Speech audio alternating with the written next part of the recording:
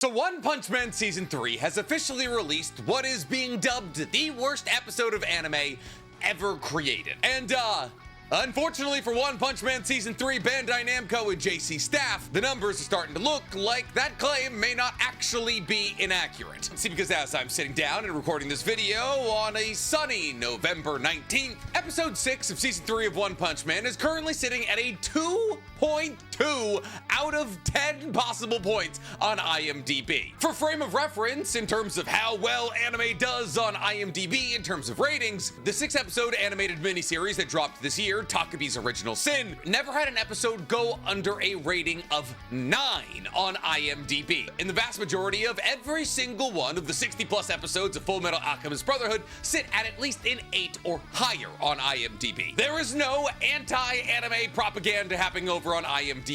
People are just sick and tired of One Punch Man Season 3. But what's going wrong with Season 3? Who's to blame, and what makes Episode 6 so much worse than every other episode this season? Well, today we're going to be diving into that and a whole lot more, because today we're talking One Punch Man Season 3 has hit a new low. But before we get to talking about gore of my comfort character, guys, please, for me, like this video, subscribe to the page, and hit that noti bell. And if you're looking for one additional Nick video every single week, you guys can go ahead and find my Naruto reaction series using the fourth wall link in my description below. We are on to Rock Lee versus Gaara. If there's ever been a time to hop in, it's right now. So, things aren't going well for One Punch Man right now. Ignore for a second that we waited 6+ years for Season 3 to come out after the conclusion of Season 2, which many people weren't satisfied with when compared to Season 1. But many assumed with this ridiculous time gap between Season 2 and Season 3 of One Punch Man, that JC staff or whatever studio got their hands on Season 3 of One Punch Man would have more than enough time to make it as glorious as Season 1, or at least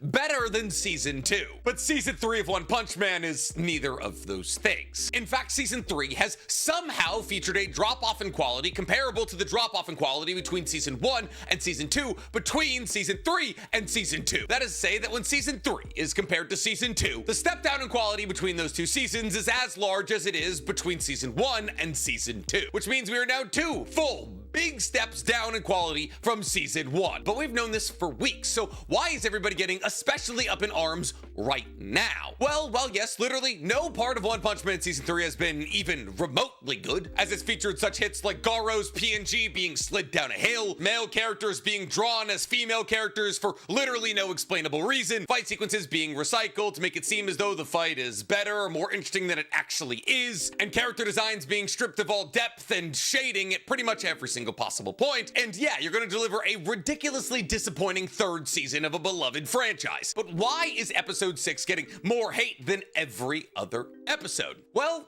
for a lot of reasons. And the best way, at least for me to conceptualize, to break it down for you, is to go through the episode chronologically and point out moments where either the animator strayed from the manga or just lazy decisions were made. However, it is important before we dive into this episode to note that it's not the animator's fault as to why Season 3 looks so bad of One Punch Man. It is never the animator's fault. It is either the studio's fault or the holding company's fault for forcing animators to either take on too many projects at a time or to try and get individual projects done faster than they probably should be. Every single animator wants to turn in a season of anime that looks like Season 1 of One Punch Man, but that takes time and money, and some studios are just unwilling to fork that over in a lot of scenarios, One Punch Man Season 3 very much so being one of those scenarios. So with that out of the way, let's dive into what makes Episode 6 of Season 3 of One Punch Man such a joke. See, to start Episode 6, there is about an 11-minute long conversation, meaning that about half of Episode 6 of One Punch Man 3 is just characters sitting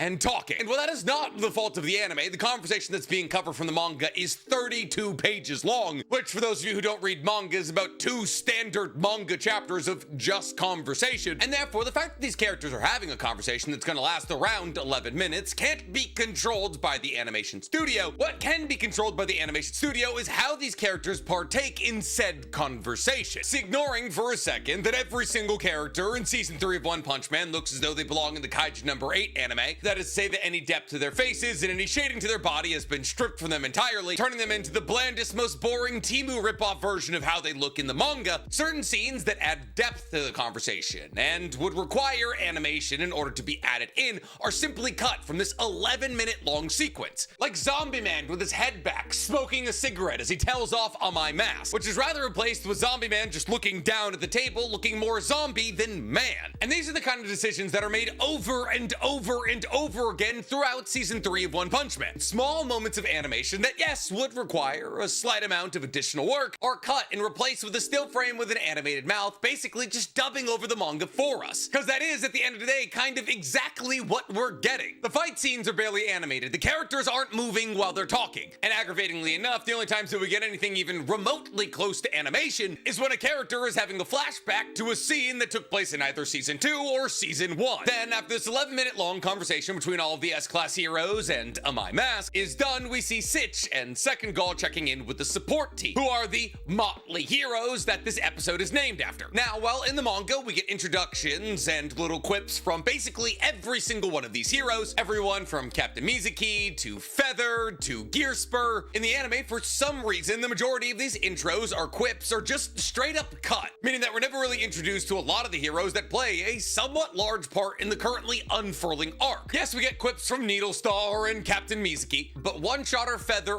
and Gearspur are all cut for some reason. Now, some of you are probably thinking, oh, well, they probably cut them for time, and while that could be why, I believe the real reason these intros and quips were cut is because of a problem we see throughout the entirety of this episode. See, because basically any single time that there is a shot that focuses on just one character talking in the manga, that shot in the anime is replaced with a group of people in a slow panning frame out with each of them drawn completely still and their mouths animated. That is to say, if 4 people are having a conversation in the manga, let's say Bang, Bomb, Genos, and Saitama. In the manga, when one of them would go to say something, they would get a panel to themselves. Saitama would say something about wanting to go to a sale. Genos would say something about wanting to go with him, and we would get a panel of Saitama and then a separate panel of Genos. And during the introduction of the support heroes, that's exactly what we get. A single panel for each introduction of each individual hero. But that's not what we get in the anime. Not to mention, after Needlestar asks if they're all gonna get a boost up in their ranks for helping out in this mission, and Second Gall says yes, they will. When Second Gall and Sitch are walking away in the manga, Captain Mizuki slaps him on the back and says, good going. But because she's so strong, this catches him off guard and he freaks out. That entire scene is cut. What is also cut is Second Gall thinking to himself while he walks away that all of these members of the support heroes could be S-Class heroes one day, which helps establish to the manga reader that these are all up-and-coming heroes with a lot of promise. But because the animation team just simply couldn't animate Captain Mizuki moving, that scene is cut. A scene that not only helps establish the dynamic between all these heroes, but also a scene from Second Gall that helps establish his faith in these up-and-comers. However, a lot of these problems weren't noticed by your average One Punch Man fan, but what was noticed, and is therefore probably the thing people are complaining about most, is that in the next scene we get the reveal of Genos' new Dr. Kusuno upgrade. A scene that in the manga depicts Genos with crazy black dragon-like new arms, with sharp fingers and blades and chains coming off them. Tie that all into Genos' new sleeveless white tank top, and it's probably some of the sickest he's ever looked. However, because of problems like we talked about earlier with character design in the anime, how basically all shading, depth, and texture has been stripped from every single one of these characters, the Genos that were served in the anime just seems bland and boring, like he ordered the Shein version of his arms from Dr. Kusuno. A lot of the key details from the manga are either missing or misinterpreted, and the transformation just doesn't seem as hype because it doesn't look as cool. And it's moments like this where the inferior art style of season 3 really begin to, I don't want to say shine, but it's shine. One Punch Man's manga is one of, if not the most gorgeous manga I've ever read. And the cool thing about animating a manga is you have all the reference photos you could ever need. And considering the fact that the anime is literally barely changing the manga at all, that is to say that we are barely getting more animation in the anime than we are the manga, I feel as though I'm not being ridiculous when I say that if they had just colored in the manga and then animated moving mouths on all of those manga characters, people probably would have liked that more than they like season 3 right now. But after we get the reveal of a drastically nerfed Genos and Blizzard accidentally bump into each other, both on the way back to Saitama's apartment. And while the majority of the dialogue that these two have in the manga is delivered in the anime as they schlep their way up to Saitama's apartment. Instead of showing them walking up the stairs to Saitama's apartment, as they make their way up, we just get a slowly panning outward shot of the exterior of Saitama's apartment. And while this in itself isn't an egregious change, it is part of a systemic problem from season 3 of One Punch Man, that any and all opportunity that the animation team has to cut animation from the project, they will take. They don't think Genos and Blizzard walking up the stairs to Saitama's apartment is important, and therefore, well, look at this brick building for 15 seconds. Now, if you hadn't read the manga, or this was the only change they made, you'd be like, okay, weird. I guess they're probably saving budget for something, but it's as if the animation team is assigning priority to certain scenes in terms of how important they are to be animated, and those that don't feel important are just simply not being animated. But in this case, that literally means the manga has more frames of animation than the anime. Do you know how hard that is to do? See, because that's the thing. Well, yes, the anime is showing what's happening in the manga, technically. The anime isn't doing anything to elevate the events of the manga. Now, I'm not even saying, oh, the anime is not pushing any boundaries by trying to change the manga. No. Yes, a lot of high-level new-gen anime nowadays, like JJK and Dandadan, add additional frames into the anime that don't exist in the manga to make fights seem longer or conversations hold more weight. But that's not even what I'm saying. I'm saying the anime is doing nothing to elevate the manga. Yeah, there's voice acting, yeah, there's music, but I have voices in my head, and I listen to music while I read manga. But the fights are not better, the conversations are not more compelling. I'm not more pulled into this than I am a manga. The anime is doing nothing better than the manga does. And that's the whole reason you make anime. In fact, conversations in the manga are more compelling than in the anime, because at the end of the episode, after the credits, we see Child Emperor and Captain Mizuki and Zombie Man and Terrible Tornado pull up to City Z. And in this chapter of the manga, chapter 92, different people take their turns talking to each other, one panel at a time, so we get individually focused panels on people like Captain Mizuki, Gear Spur, One Shotter, Zombie Man, Blackluster, that allow us to appreciate the incredible nature of their character design. In the anime, they simply decide to place every single character that has a line next to each other in a wide panning group shot. So this weird amalgamation of characters that weren't standing next to each other a second ago are now all standing next to each other, delivering the lines that they all delivered in their own individual panels, together, clustered in a group. And are their bodies moving? No. Just their mouths. And this, like so many of the other things we've talked about today, by itself alone is not egregious, but it is another offense in a long list of offenses of the animation team cutting any and all opportunities for animation. But is it the fault of the animation team? No. Want to know who's at fault for One Punch Man Season 3? Bandai Namco. You know, the same people at fault for season 2 of Blue Lock. See, a lot of people will simply throw out the names Madhouse or JC Staff when talking about who's at fault for One Punch Man either being incredible or doo-doo dookie. However, what a lot of people don't know is that Bandai Namco are the people responsible for choosing exactly what happens with One Punch Man. They're the people who chooses who animates One Punch Man because they own the IP. And thus, Bandai Namco, way back before season 1 was even created, brought Madhouse into the fold to create season 1 of One Punch Man. And the studio producer of Madhouse, Yuichiro Fukushi, assembled a proverbial dream team of animators and directors to produce season 1 of One Punch Man, which included the director Shingo Natsume, who had just finished up working with Shinichiro Watanabe, the creator of Cowboy Bebop, on Space Dandy. Now, Natsume, because he was incredibly well connected in the anime sphere, tapped into his vast network of incredible animators, who decided to sign on to the project at massively below their usual rates out of respect for Shingo Natsume. And thus, even some of the most legendary animators in all of Japan, like Yutaka Nakamura, you know, the guy who turns everything into cubes, were working on this project simultaneously. They had time, they had money, and they had talent. And therefore, every single episode from One Punch Man Season 3 was an elevation on its source material. And because One Punch Man Season 3 was such a massive home run, Bandai Namco got greedy. They demanded that they have more One Punch Man immediately. However, both Fukushi, the studio producer at Madhouse, and Shingo Natsume, after Season 1 of One Punch Man, had moved on to new projects. And thus, they weren't available to take on Season 2 of One Punch Man under the schedule schedule that Bandai Namco was demanding. On top of this, it wasn't even just a studio producer and a Madhouse associated director in Shingo Natsume that had their schedules full. Madhouse also already had too much anime on their plate, and thus didn't have the talent, time, or money to take on One Punch Man Season 2. And therefore, instead of giving One Punch Man some time to breathe in order for Madhouse to get an opening to make its second season, Bandai Namco decided to switch studios from Madhouse to JC Staff. And the reason they took JC Staff is because JC Staff is not only known for producing their projects quickly, but also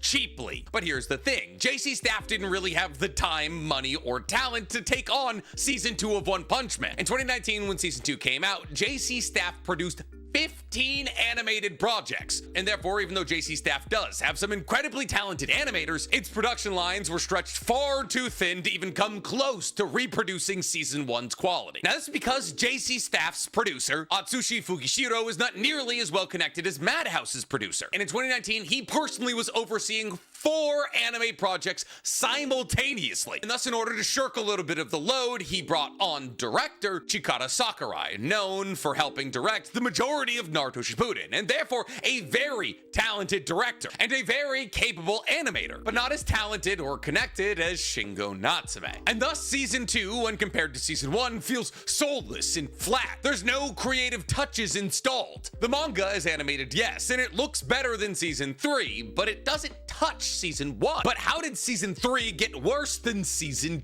2? I mean, they had 6 years to work on this project. Did they not use it? No.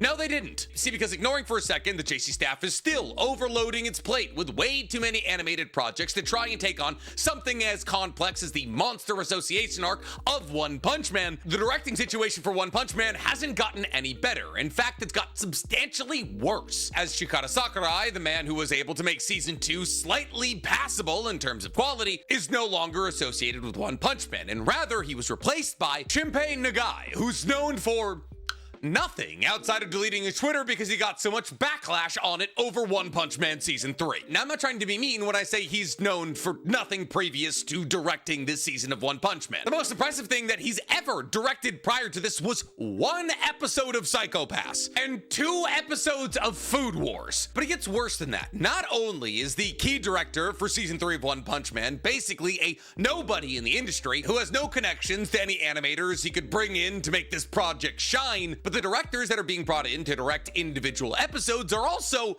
nobodies. And this is actually probably why episode 6 is currently breaking records as one of the lowest ranked episodes of anime ever. Because you want to know who's directing episode 6? Taiki Nishimura. Now, that's probably not a name you know, however, you probably know the projects that Taiki Nishimura has directed before. Because previous to directing episode 6 of Season 3 of One Punch Man, Taiki Nishimura directed Uzumaki, yes, the one on HBO Max with 4 episodes, the adaptation of one of Junji Ito's most famous stories of all time, that Uzumaki. The Uzumaki widely accredited for being one of the worst anime adaptations of all time. That Uzumaki, and wait for it because it's gonna sound like I'm making this up, Tower of God Season 2. You know, the other most widely agreed upon fall-off seasons of anime ever created. Yep, they brought in the guy who ruined the adaptation of one of the most prolific Japanese horror stories of all time in Uzumaki, and the guy who fumbled the second season of one of the most popular manhwas on Earth so hard that the show disappeared. But why'd they bring in an objectively terrible director? Well, because in the industry, if you have a project that is heavily rushed, he is known to be able to push animators to get it done quickly. Yeah, when you want to cut corners, this is the guy you call. Tie that into the fact that reportedly the majority of the animation of Season 3 of One Punch Man, especially episode number 6, is being outsourced to Chinese animation studios who aren't necessarily known for the quality of animation they're able to deliver. And yeah, you get a project that's seemingly following in the steps of the beginning after the end, which didn't even come close to meeting the expectations of fans across the world on account of the fact that the majority of its animation was outsourced to other countries. So who's to blame for all of this? Bandai. Bandai Namco. And if you want to hurt Bandai for hurting us with season 3 of One Punch Man being absolutely mangled, boycott them. Don't buy their video games, don't buy their toys, don't watch One Punch Man season 3, because not until their greed and incompetence hurts their wallets will they ever change their ways. But season 3 episode 6 being the second lowest rated episode of anime of all time on IMDb is also a pretty good place to start. Yeah, it's not first, unfortunately. It's sitting at a 2.2 out of 10. The lowest I've ever found is episode 6 of the worst ranked anime of all time, Pupa, which with only 57 ratings is sitting at a 2.1 stars. Now, admittedly, I would say that One Punch Man season 3 episode 6 sitting at a 2.2 with almost 5,000 ratings is probably more impressive than Pupa sitting at a 2.1 with 57, but still, so far as I understand, episode 6 of Pupa is still the lowest rated episode of anime on IMDb. But if you guys know about anything worse, let me know in the comments below, because I kind of love to watch it, honestly. And while you're down there, please, for me, like this video, subscribe to the page, and hit that noti bell. Now, if you excuse me, I'm gonna go watch Tenku Danzatu Skelter Heaven, which has a 1.7 star rating on IMDb. And before you're like, oh, well, that's lower than 2.1, it's only one episode long.